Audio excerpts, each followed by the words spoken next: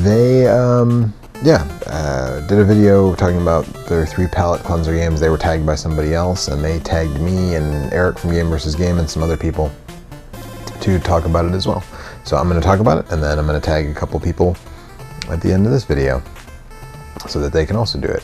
So this was started by someone, I don't remember who, but I'll put a link to the game, I'll put a link to the Console Wars Guys video in the description, and you can follow the chain back if you want to do that. But the idea is basically like 3 games that,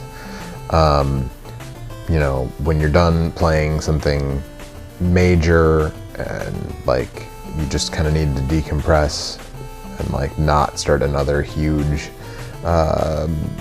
sort of ambitious thing, what do you play to sort of like cleanse your palate, your gaming palate, as it were. So this is actually perfect for me. I'm just sort of wrapping up Arkham Knight right now. I'm probably going to be starting Metal Gear Solid 5 in about a week and a half. So, or like a week. Wow, it's like a little more than a week now. So this is sort of a good thing for me to be talking about right now. I limited myself to 1 per console. The first one is an NES game. It's Contra. Contra is not just my favorite palate cleanser game, it's my favorite game of all time, specifically NES Contra. Yeah, I know a lot of people think it's super hard. I've played it so much, I don't find it very difficult at all anymore, and it's just really satisfying and fun for me to just mow down a bunch of dudes with the spread gun. It's sort of a therapeutic, very good palate cleanser. So, Contra, number 1. Number 2, WWF No Mercy for the N64. I really like wrestling games. The problem with wrestling games is that a decent wrestling game is usually bad by most other genre standards. You know, but there are definitely some great wrestling games that just are great games. Each belt has different stories. There's a story for the hardcore belt, and then there's one if you're already the champion. There's branching paths if you win or lose certain matches.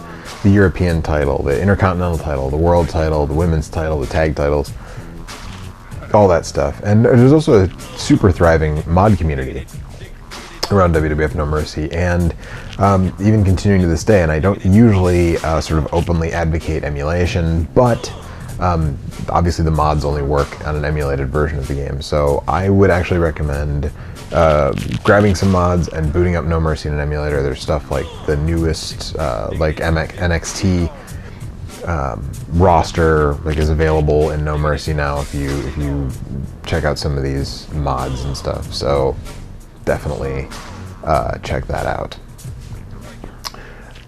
And my last one is, so this is a weird one. This is the Dungeons and Dragons collection for the Saturn import. I didn't get the original, I got the book but not the original case. So there's disc 1, disc 2. This is Shadow over Mystara and Tower of Doom as a collection. It was the only home port until very recently was this Saturn version. It's a Japanese only because the second disc, the Shadow over Mystara game, requires the 4 meg RAM expansion, which never got an actual, legit release in the United States. But they're Capcom beat 'em ups. They're arcade games, like similar sort of River City Ransom, but not like the contiguous world that River City Ransom has. It's still broken up into stages, but there's branching pathways in both games, different equipment. All of the playable characters are totally different from one another, different strengths and weaknesses, special abilities, spells, attacks, all that stuff. I like the first one a little bit more. It's not as complicated. To do well in Shadow over Mystara, you either have to play it a lot or have a guide that tells you where to go for each sort of optimal equipment setup. So that one I still like a lot, but I think that the slightly more streamlined approach for Tower of Doom is a little better. And I love beat 'em ups in general.